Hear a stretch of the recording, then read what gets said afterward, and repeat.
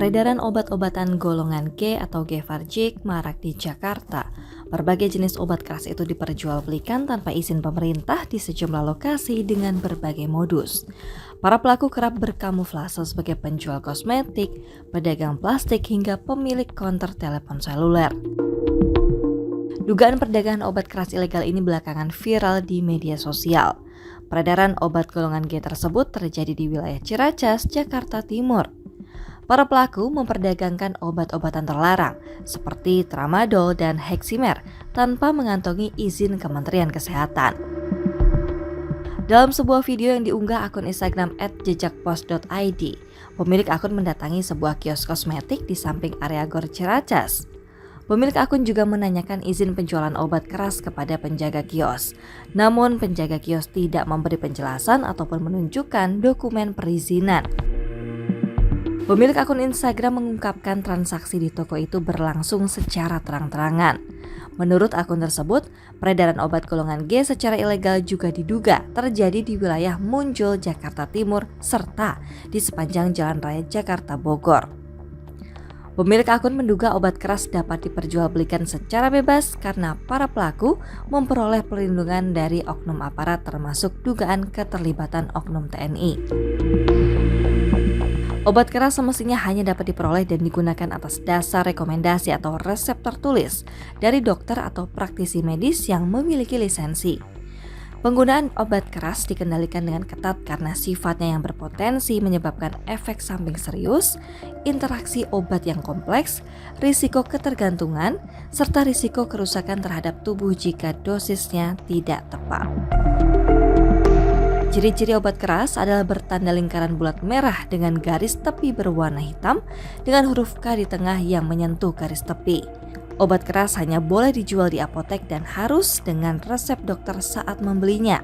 Contoh obat keras diantaranya obat yang mengandung asam mefenamat, loratadin, clobazam, pseudoephedrine, dan alprazolam. Kepala Penerangan Komando Daerah Militer Jaya Kolonel Infantri Arif Wicaksono belum memberikan klarifikasi ihwal dugaan keterlibatan anggotanya. Ia meminta waktu untuk memastikan informasi tersebut. Praktik penjualan obat keras ilegal juga terungkap di wilayah Jakarta Selatan. Polisi menangkap seorang pelaku berinisial J, 30 tahun yang berjualan obat keras di sebuah kios yang dikamuflase menjadi toko plastik. Kepala Unit 4 Subdirektorat 3 Direktorat Reserse Narkoba Polda Metro Jaya AKP Rumangga pada Senin 19 Januari 2026 menjelaskan pengungkapan kasus tersebut bermula dari laporan masyarakat tentang aktivitas peredaran obat terlarang.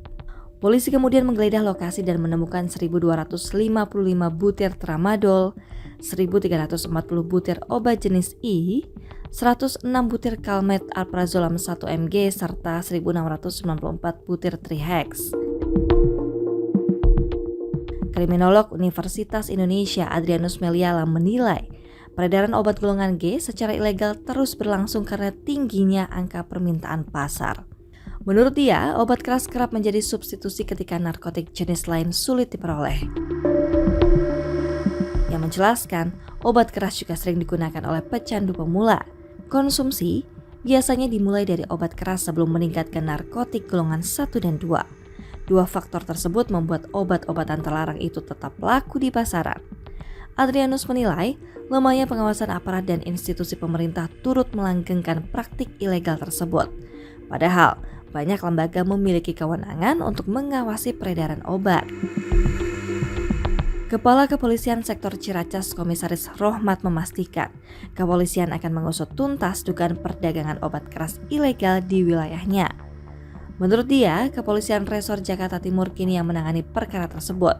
Rohmat mengklaim kepolisian tidak menghadapi kesulitan berarti dalam memberantas peredaran obat keras tanpa izin. Polisi rutin menggelar operasi untuk membongkar kedok para pengedar. Kepala Bidang Hubungan Masyarakat Polda Metro Jaya, Komisaris Besar Budi Hermanto menambahkan, pelaku penjualan obat keras ilegal sering menggunakan modus kamuflase dan sistem distribusi terputus. Menurut dia, kondisi tersebut kerap menghambat upaya polisi menelusuri jaringan di tingkat atas. Meski demikian, Budi menegaskan Kepolisian Daerah Metro Jakarta berkomitmen memberantas praktik perdagangan obat keras ilegal. Polisi akan terus melakukan penegakan hukum terhadap peredaran obat-obatan terlarang, termasuk melalui pengungkapan kasus-kasus yang terjadi belakangan ini.